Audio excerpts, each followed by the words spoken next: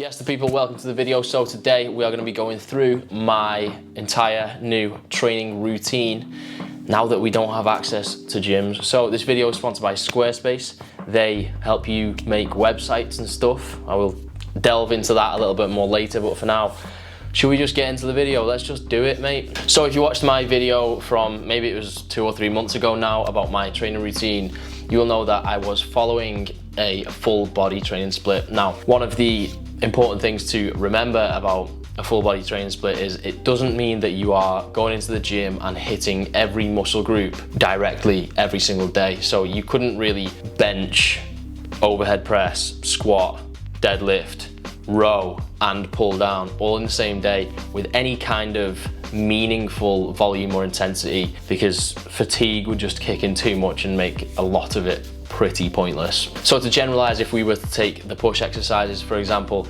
you might do a vertical press one day and a horizontal press the other day, and then whichever you're not doing, you would do the fly exercise for that muscle group. So for example, on day one, you might do a flat press. So you might do a bench press and a lateral raise. And then on day two, you might do a shoulder press and a chest fly. And then you can obviously keep going and go back to your bench press on the day 3 or whatever you want to do. You're also making similar considerations with your pull exercises and also your leg exercises. So if you want more info about that kind of training, you can go back and watch that video. I will link it in the description. However, let's go to the chase. One of the main advantages, or let's say the main 2 advantages of this style of training is A, the frequency. So how many times you're hitting a specific muscle group over the course of, let's say, a week, and B, there is very little crossover fatigue from one exercise to the next. So if you think about a push exercise or a push workout, sorry, as part of a push-pull leg split, you would be doing flat presses, overhead presses, lateral raises, probably flies, all in the same exercise. Your triceps are getting hammered, your anterior delts are getting hammered, and the chances are you're not going to be getting as much out of that second press that you do. And the way you group your exercises together on a full body split, just make that so that you can get a bit more and there's less fatigue going from one exercise to the next. So for example, I'm gonna get more out of my overhead presses if I've just done leg press than if I've just done bench press, because my tris aren't gonna be tired, my front delts aren't gonna be tired, and so there's just gonna be very little what I call crossover fatigue from one exercise to the next. So when setting up my training without a gym, I want to try and do my best to retain these 2 advantages, so high frequency per muscle group and low crossover fatigue. I had a brief moment of insanity and contemplated reverting back to a push-pull leg split. Probably going to stick with something like a push-pull leg split. Just thinking about it a bit more, I don't think that really makes sense, and here is why. So one of the main limiting factors when you don't have access to a gym is a dramatically reduced range of exercises to draw from. You obviously don't have loads of machines to use or cables or even much of a variety in terms of the weights you can use probably. So the scope of exercises you can choose from is dramatically lower. Having fewer exercises to choose from inevitably means doing more volume on those exercises that you can do. However, that isn't a great solution, because if you're just doing endless sets of the same exercise, you're going to be fatiguing such that you're getting less and less out of those sets as you go on. Whereas even if you were able to switch to a different exercise that worked the same muscle group, you would still experience way less fatigue than just the same exercise set after set. So as a result of having fewer exercises to choose from, my home push, pull and leg workout would end up being quite a small range of exercises and quite high volume for each exercise. Let's say I did push, pull, legs, rest, repeat. I would be hitting each muscle group once every 4 days, and it would be in workouts where I might not be getting the most out of all of my sets, just because, as I mentioned, continuous sets of the same exercise are just going to lead to quite bad fatigue. To be honest, I think we can probably do better than that. Anyway, I'll cut to the chase. After a fair bit of deliberation, I settled on a 2-day split, which actually, when I put it together, ends up pretty much what I would describe as very close to being a full body training split still. Now, when most people think about a 2-day split, they automatically think upper lower, because I suppose you could count them as two halves of your body, but in terms of muscle groups and the muscles you would have to work in each session, I just don't think that is an even distribution of all the work between two workouts, especially when you think about the limited leg exercises available to do from home, because you can't really replace a leg extension or a leg curl particularly easily. So instead, what I've done is this. I first wanted to split my upper body work into 2 sessions whilst keeping minimum crossover fatigue. So instead of doing all my presses on the same day and all my pull exercises on the same day, I'm splitting it into a vertical push-pull and a horizontal push-pull. So on one day I will do overhead presses or a vertical press of some sort, and pull-ups, so a vertical pull. And on the other day I will do a flat press or a horizontal press and some kind of rows or horizontal pull. Obviously I'm just starting with core exercises, and then we will add accessories and isolations later. So then I have my lower body exercises, and really without a gym there's going to be 2 main exercises that I'll be doing. That's going to be a leg pressing movement, and I don't mean an actual leg press because obviously we haven't got one of those, but a squat or a split squat or a lunge, for example, and also a banded stiff leg deadlift. Now obviously you're working glutes in both of these, but I would say the pressing movement is going to be more quad focused, and then the stiff leg deadlift is going to be more hamstring focused. So I'm going to split those up, one in one workout and one in the other. Now I have the bare bones of the split, and I need to divide up the rest of the exercises. So as I said before about the lateral raises going in with the horizontal press, I will put those there, and I can do banded lateral raises. And then if I make some similar considerations, I'm ending up with something that looks like this.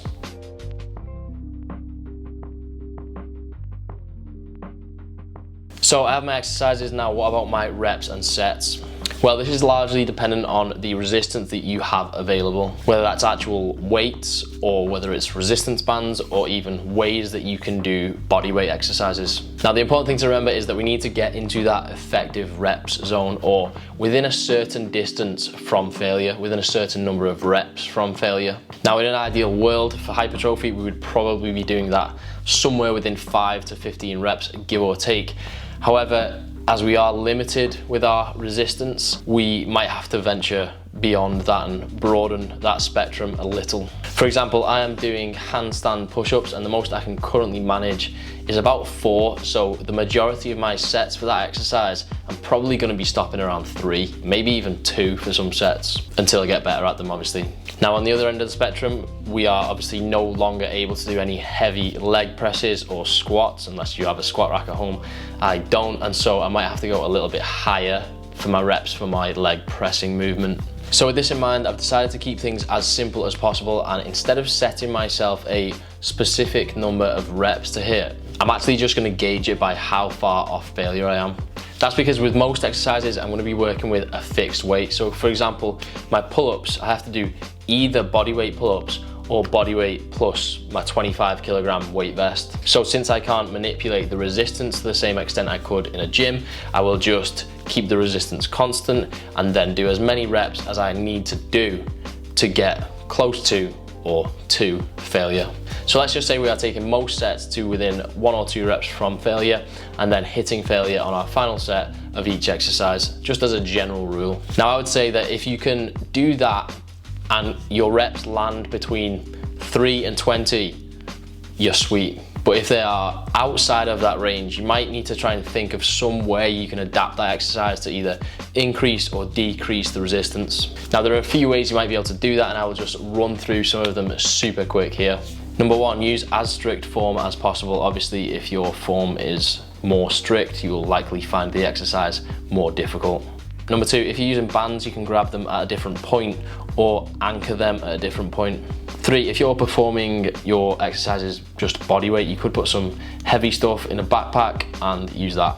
Number 4, kind of the opposite of that last one. If you need to reduce the resistance when doing a body weight exercise, you can change the angle of the movement slightly to try and shift the load out of the actual movement, and that will decrease the difficulty. Number 5, if you have somebody, you can use a partner to help add some resistance. Okay, so back to my routine. After all of the above considerations, I came up with the following. What we have here is day 1 and day 2. We have our exercises down the left hand side and our sets across the top. So instead of a rep number, we have RIR here, which obviously again stands for reps in reserve. So for day 1, my first exercise is weighted and banded push-up. So I go across, and for set 1, my reps in reserve number is 2. So I know that for my first set of weighted and banded push-ups, obviously having warmed up, I need to get about 2 reps from failure. Then for my second set, 1 rep from failure, and then third set, 2 actual failure. So my next exercise after that is actually the same exercise, I'm just getting rid of the band. So although it looks like a lot of exercises here, these 2 are the same, and also these 2 are the same. So there, I'm just getting rid of the vest again. Where it is grayed out, that means there is no set. So that's just the format really, and I've made it that long because my handstand push-ups, I am not getting many reps out, and so I have done a lot of sets of those, because even though there are a lot of sets, my total volume for it is still not that high. So I've also put this column here basically just for your benefit, so the approximate reps that I'm getting. This is just to give you an idea of roughly where I'm landing with the resistance that I have available to me, and to be honest, I think I've done quite well to be able to keep these numbers down somewhat. Having got the weight vest and some decent bands, I've managed to pretty much get to within rep ranges that I think are acceptable. So I've also put alternative exercises. This is obviously again based on the equipment I have available to me, and these aren't things I'm going to do, but I just thought I would put them there to give you ideas in case you wanted to. So I'm just going to run through each of these days in order. So day 1, exercise 1, weighted and banded push-ups. I have 3 sets of those, followed by getting rid of the band and doing another 2 sets with just the weight vest. I'm then doing a weighted inverted row, so I'm actually putting my feet on a chair and using my dip station to do some basically body weight plus the weight vest rows. So obviously one alternative would be the banded bent over row. Next I'm moving on to banded Romanian deadlifts for 4 sets, and again there's a couple of alternatives there. Obviously reps getting fairly high on those, but to be honest I do fairly high reps for Romanian deadlifts anyway. Next up, banded lateral raise. These actually feel really good, maybe better than dumbbells personally, so I've been thoroughly enjoying those. I've got 5 sets of those. Then I have the weighted calf press for 4 sets, and next up some banded skull crushers to finish off, so a tricep isolation. And you could also switch that out for the alternative, which would be a pull down using a band and a door. Okay, so day 2, starting off with some weighted pull-ups. Now obviously I'm gonna have to warm up thoroughly because you can't just go outside when it's 6 degrees today I think and start doing 25 kilogram weighted pull-ups off some scaffolding, because that's how you'll pull your bicep straight off your arm. So warm up thoroughly. I've got 3 sets of those, again getting that last set to failure, and then taking the vest off and doing another couple of sets just body weight. So you could, again, if you really don't have the strength to do these, you could either use a band to assist you for the pull-ups, which would probably be my recommendation, or if you are just, well, I'm going to say it, if you're really weak, you could just do a banded lat pull down over a door frame or something. Okay, next up, my handstand push-ups. Even though I'm shit at these, I'm thoroughly enjoying them. So again, like I say, a lot of sets, but pretty low reps. Now you could do a banded shoulder press. I actually tried some of those and I thought they were pretty good, but I did just prefer the handstand push-ups. Onto the leg exercise for this workout, we have banded split squat. Again, I honestly feel like these are pretty good and not far off the same kind of work that I can get using dumbbells in a gym, so happy with those again.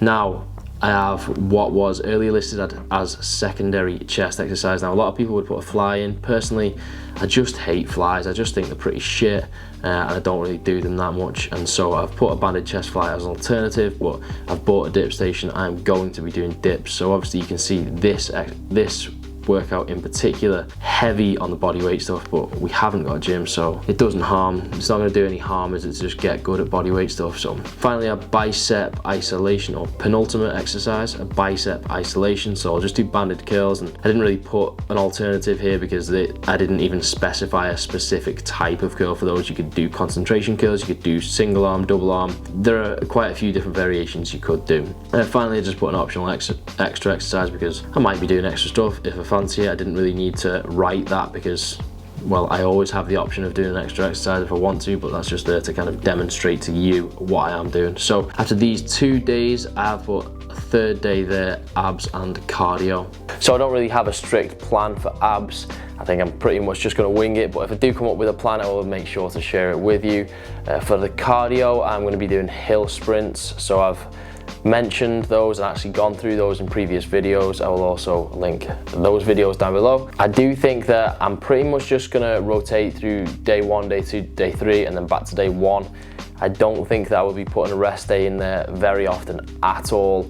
And that's really just because I think I'm stuck in the apartment all day, every day.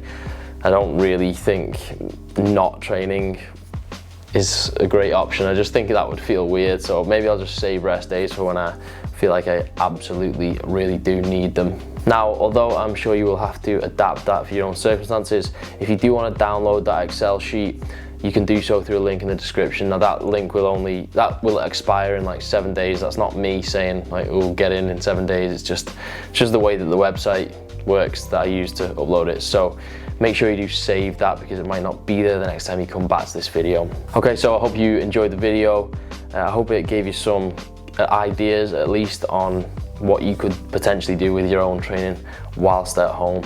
So finally, let me just thank Squarespace again for sponsoring the video, keeping food on the table, keeping gains in me, keeping me, you know what I mean. I'm gonna do Squarespace stuff. Okay, legit though, I don't think there has ever been a better time to make yourself a website, whether it's for your business or a personal project. Squarespace is the place to do it because it's a super easy process and you can end up with a proper professional looking website. They've got templates to get you started, so you can choose whichever suits you most, and if you can't decide, they actually allow you to install multiple templates so you can work on them separately and then switch between them to see which you prefer. And when you're editing your site, if you want to pull in some content from one of your social accounts, you can easily do that onto any page. If you want to embed a video from YouTube or even a product from Amazon, it's as easy as just adding the relevant block to your page and linking to your video or product. And when it's all looking and working how you want, you can use their SEO tools to make sure your site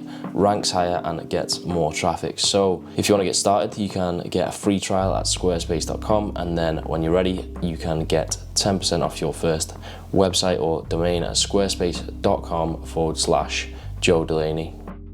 Cheers people, see you later.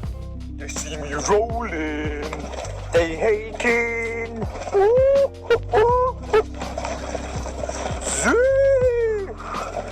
Joe Delaney is my hero.